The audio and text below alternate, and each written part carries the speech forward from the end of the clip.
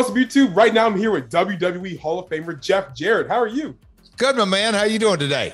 Doing well. I'm doing well. And sir, you were just at the NWA Crockett Cup, and you had a very big role. You were the referee, special guest referee, and the match ended a little differently. What was your thoughts on the ending of that match? Because you kind of thought someone else kind of hit you where slap nuts are.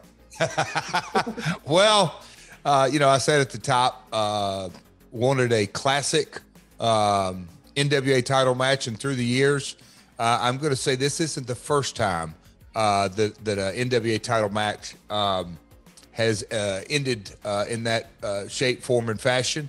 Harken back to the Dusty Rhodes, Ric Flair days.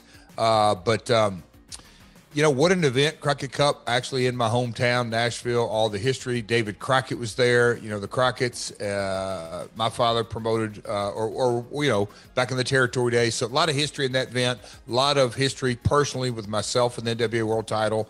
And I just got to say that I thought Cardona and Nick brought their A game. And what about the ending of that match?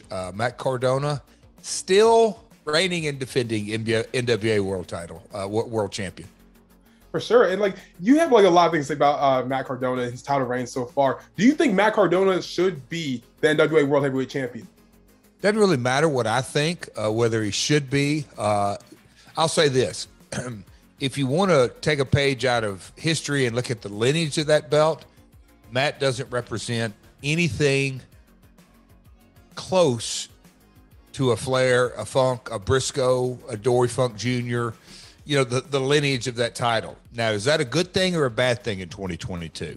But, you hear the words a lot of times in marketing, from a marketing slant, whether it's the NBA or NFL or cricket rights in India, whatever it may be, you want to be on brand. You've heard that phrase before. Well, I'm not sure Cardona is on brand, but again, I'll say, is that a good thing or a bad thing? I've said it before in multiple interviews.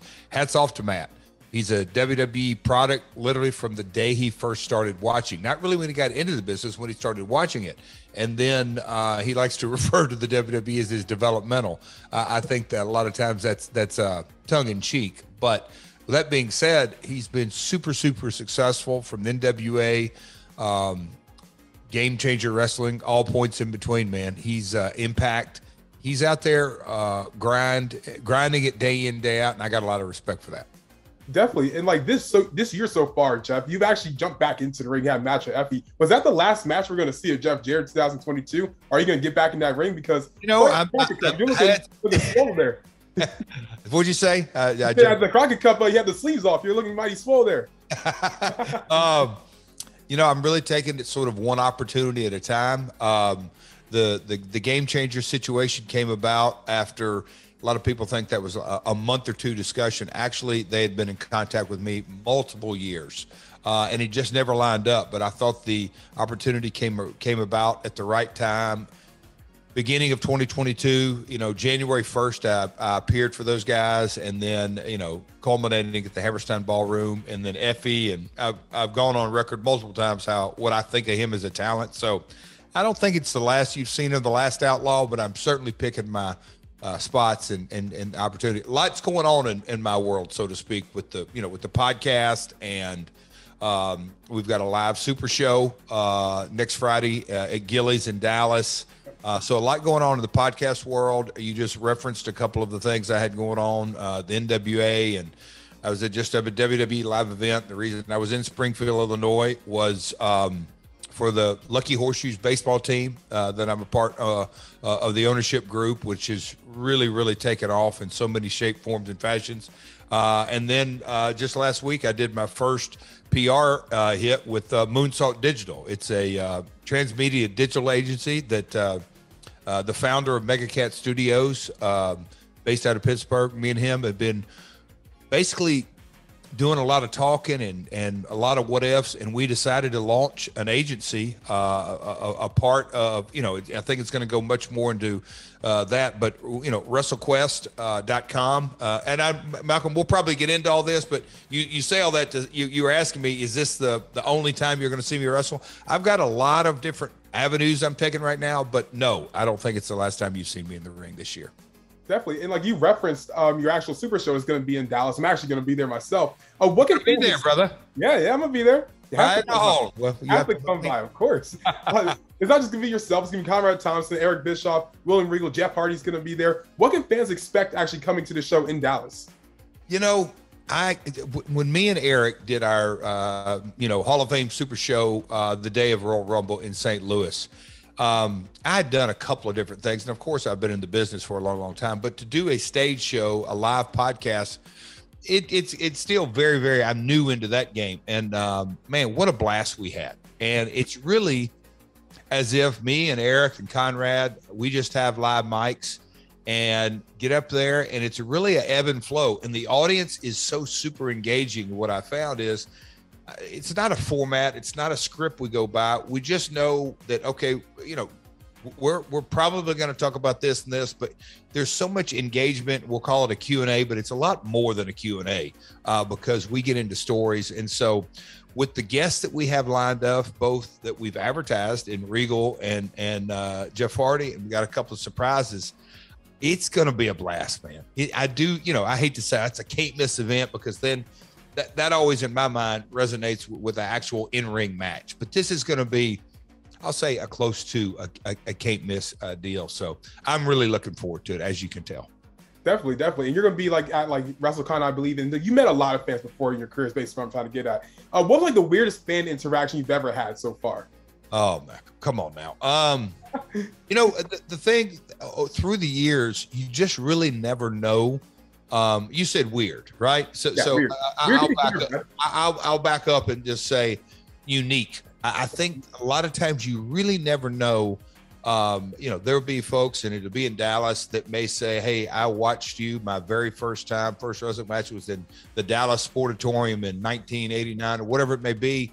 But those kind of memories that resonate with folks and they carry through all the years, or I watched it with my grandmother, or I watched it with my grandfather, or my crazy uncle used to take us all to the matches, and just all those kinds of things that wrestling has such a unique bond with the fan base. And look, I'm a fan still to this day. Been in it a long time, but I'm a huge wrestling fan.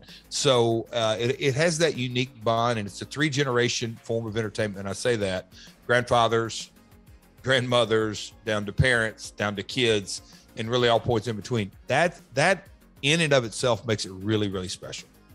Definitely. And my last 2 questions for you, Jeff. Back when you were still with TNA, was there someone that you wanted to bring into the company that you never got a chance to actually bring into TNA?